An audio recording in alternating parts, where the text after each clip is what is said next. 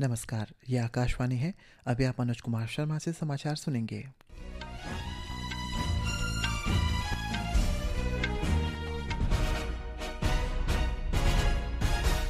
पहले मुख्य समाचार। रक्षा मंत्री राजनाथ सिंह ने नासिक स्थित हिंदुस्तान एरोनॉटिकल्स लिमिटेड के नए निर्माण केंद्र से पहले तेजस LCA Mk1A का लड़ाकू विमान का अनावरण किया। कहा, यह विमान रक्षा क्षेत्र में देश की आत्मनिर्भर उड़ान का प्रतीक है। राष्ट्रपति द्रौपदी मुर्मू आज शाम नई दिल्ली में आदि कर्मयोगी अभियान पर राष्ट्र सम्मेलन में भाग लेंगी। गुजरात सरकार ने नए मंत्रिमंडल का गठन किया। श्री हर्ष सांघवी ने उप मुख्यमंत्री पद की शपथ ली। छत्तीसगढ़ के जगदलपुर में 210 नक्सलियों ने समर्पण किया। सर्वोच्च न्यायालय ने डिजिटल अरेस्ट मामले पर गंभीरता जताई। केंद्र और CBI से जवाब मांगा। और डेनमार्क ओपन बैडमिंटन के पुरुष सिंगल्स में आज लक्ष्य सेन का सामना फ्रांस के एलेक्स लानियर से होगा। अब समाचार विस्तार से। रक्षा मंत्री राजनाथ सिंह ने हिंदुस्तान एरोनॉटिकल लिमिटेड की नासिक उत्पादन इकाई में बने पहले तेजस LCA Mk1A लड़ाकू जेट विमान का अनावरण किया।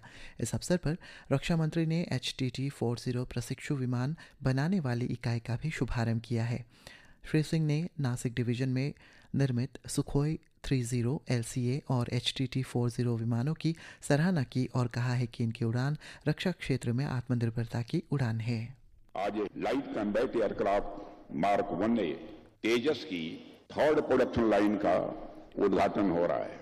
इसके साथ ही HTT-40 एयरक्राफ्ट की सेकंड प्रोडक्शन लाइन का भी उद्घाटन हुआ है। जब मैंने नासिक डिवीजन में तैयार किए गए सुखोई 30 LCA और HTT-40 विमानों की उड़ान देखी तो मेरा सीना गर्व से चौड़ा हो गया। उनकी उड़ान मैं इस रूप में देख रहा था, यह भारत की आत्मनिर्भरता की उड़ान है। राष्ट्रपति द्रौपदी मुर्मू आज नई दिल्ली में आयोजित कर्मयोगी अभियान पर राष्ट्र सम्मेलन में भाग लेंगी। हमारे संवाददाता ने बताया है कि जनजातीय कार्य मंत्रालय इस सम्मेलन का आयोजन कर रहा है। इस कार्यक्रम का एक प्रमुख आकर्षण जनजातीय ग्राम विजन 2030 की संकल्पना तैयार करना होगा। इसका उद्देश्य 50,000 से अधिक ग्राम कार्य योजनाओं के आधार पर जनजातीय समुदायों के साथ राष्ट्रव्यापी परामर्श से उभरे नीतिगत इनपुट, कार्यान्वयन ढांचे और परियोजना निष्पादन रणनीतियों को अंतिम रूप देना है। सम्मेलन के दौरान 5 विषयगत समूह पर विचार विमर्श किया जाएगा। पल्लवी परमार की रिपोर्ट के साथ आदर्श, आकाशवाणी समाचार, दिल्ली। गुजरात में भाजपा के नेतृत्व वाली सरकार ने आज नए मंत्रिमंडल की घोषणा की है। श्री हर्ष सांघवी ने राज्य के उप मुख्यमंत्री पद की शपथ ली। राज्यपाल आचार्य देवव्रत ने गांधीनगर में महात्मा मंदिर में आयोजित एक समारोह में 21 मंत्रियों को पद और गोपनीयता की शपथ दिलाई। इस अवसर पर मुख्यमंत्री भूपेंद्र पटेल और भाजपा के राष्ट्रीय अध्यक्ष JP नड्डा उपस्थित रहे। नए मंत्रियों में 1 उप मुख्यमंत्री, 5 कैबिनेट स्तर के मंत्री, 3 स्वतंत्र प्रभार वाले राज्य मंत्री और 12 राज्य मंत्री शामिल हैं। कृषि और किसान कल्याण मंत्री शिवराज सिंह चौहान ने आज दलहन मिशन पर PM धन धान्य कृषि योजना के आत्मनिर्भरता के बारे में उच्च स्तरीय बैठक की। बैठक में श्री चौहान ने इस योजना को समयबद्ध तरीके से लागू करने का अनुरोध किया। वे आने वाले दिनों में PM धन धान्य कृषि योजना को तेजी से लागू करने की पुख्ता व्यवस्था के बारे में 11 मंत्रिमंडलों के साथ विचार विमर्श कर रहे हैं। पूर्वोत्तर क्षेत्र विकास मंत्री ज्योतिरादित्य सिंधिया ने कहा है कि पूर्वोत्तर क्षेत्र देश का विकास इंजन बन गया है। श्री सिंधिया ने आज नई दिल्ली में मंत्रालय की 1 वर्ष की उपलब्धियों पर मीडिया से बातचीत में कहा कि सरकार ने वैश्विक मंच पर पूर्वोत्तर की क्षमता को प्रदर्शित किया है। उन्होंने कहा है कि पिछले 11 वर्षों में पूर्वोत्तर में हवाई अड्डों की संख्या 9 से बढ़कर 17 हो गई है। श्री सिंधिया ने कहा है कि पूर्वोत्तर क्षेत्र में निवेश और विकास के लिए कई पहल की गई है। उन्होंने कहा है कि इस वर्ष मई में आयोजित राइजिंग नॉर्थ ईस्ट सम्मेलन के दौरान 4,48,000 करोड़ रुपए की निवेश प्रतिबद्धता हासिल हुई है। पहली बार एक समूचे उत्तर पूर्वी क्षेत्र 8 राज्यों के लिए एक इन्वेस्टर समिट आयोजित किया गया और बड़ा सफल एक आयोजन रहा जिसमें प्रधानमंत्री जी स्वयं उपस्थित थे। 8 राज्यों के 7 मुख्यमंत्री और गवर्नर 8 के 8 उपस्थित थे। 110 देशों के राजदूत उपस्थित थे, जिसके आधार पर ये 4,48,000 करोड़ के निवेश के आउटकम इस इन्वेस्टमेंट समिट से निकले। छत्तीसगढ़ में आज 200 से ज़्यादा नक्सलियों ने जगदलपुर में समर्पण किया है। अधिकारियों के अनुसार समर्पण करने वालों में गैर कानूनी सीपीआई मार्क्सवादी संगठन में कई पदों पर तैनात नक्सली शामिल हैं।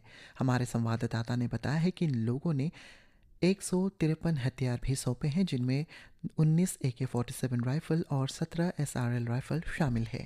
छत्तीसगढ़ के इतिहास में नक्सलियों द्वारा अब तक का सबसे बड़ा आत्मसमर्पण हुआ है। राज्य के बस्तर संभाग के अबूझमाड़ और कांकेर सहित विभिन्न इलाकों में सक्रिय 210 माओवादियों ने आज जगदलपुर में आत्मसमर्पण किया। इन नक्सलियों ने आज जगदलपुर में आयोजित कार्यक्रम में पुलिस और केंद्रीय सशस्त्र पुलिस बलों के वरिष्ठ अधिकारियों के समक्ष अपने हथियार सौंपकर आत्मसमर्पण किया। हिंसा का मार्ग त्यागने वाले इन नक्सलियों को पुलिस प्रशासन के वरिष्ठ अधिकारियों ने भारत के संविधान की प्रति सौंपी।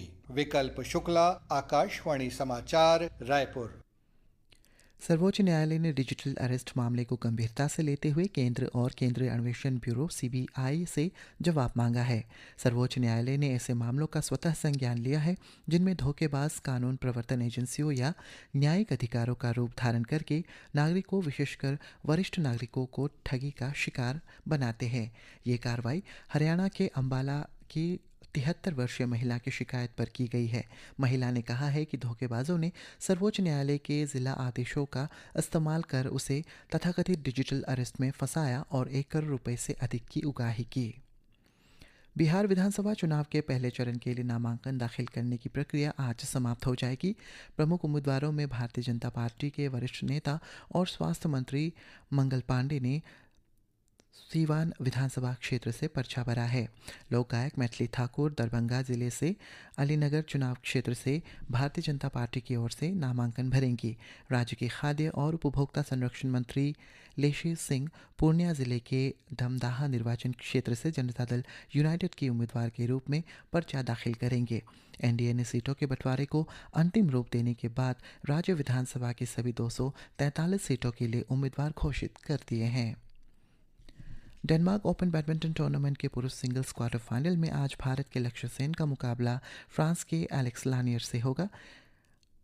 ओडेरिस में यह भारतीय मैच समय अनुसार 5:10 से शुरू होगा। पुरुष डबल्स क्वार्टर फाइनल में आज सात्विक साईराज रैंकीरेड्डी और चिराग शेट्टी का मुकाबला इंडोनेशिया के मोहम्मद रियान अडानियो और रहमत हिदायत की जोड़ी से होगा।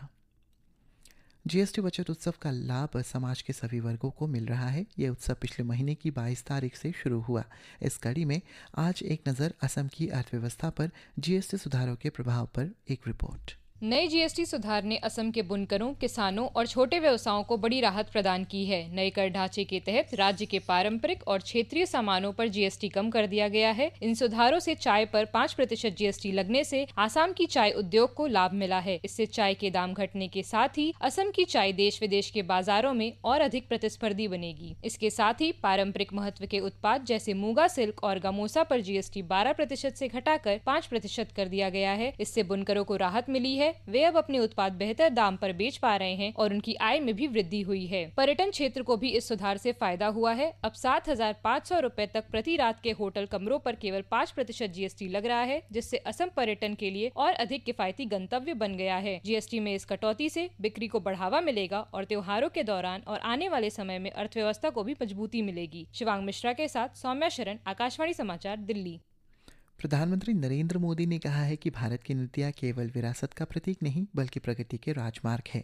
बंदरगाह, जहाजरानी और जलमार्ग मंत्री सर्बानंद सोनोवाल द्वारा लिखे गए एक लेख के संदर्भ में प्रधानमंत्री ने पुनर्जीवित जलमार्गों के लिए अपना दृष्टिकोण साझा किया। श्री मोदी ने कहा कि ये लेख पिछले कुछ वर्षों में रसद, पर्यटन और बुनियादी ढांचे के सुदृढ़ीकरण पर प्रकाश डालता है। और अंत में मुख्य समाचार एक बार फिर। रक्षा मंत्री राजनाथ सिंह ने निकास स्थित हिंदुस्तान एरोनॉटिक्स लिमिटेड के नए निर्माण केंद्र से पहले तेजस LCA Mk-1A लड़ाकू विमान का अनावरण किया। राष्ट्रपति द्रौपदी मुर्मू आज शाम नई दिल्ली में आदि कर्मयोगी अभियान पर राष्ट्रीय सम्मेलन में भाग लेंगी। गुजरात सरकार ने नए मंत्रिमंडल का गठन किया। श्री हर्ष सांघवी ने उप मुख्यमंत्री पद की शपथ ली। छत्तीसगढ़ के जगदलपुर में 210 नक्सलियों ने समर्पण किया। सर्वोच्च न्यायालय ने डिजिटल अरेस्ट मामले में गंभीरता जताई। केंद्र और CBI से जवाब मांगा। इसी के साथ ये समाचार बुलेटिन समाप्त हुआ। नमस्कार।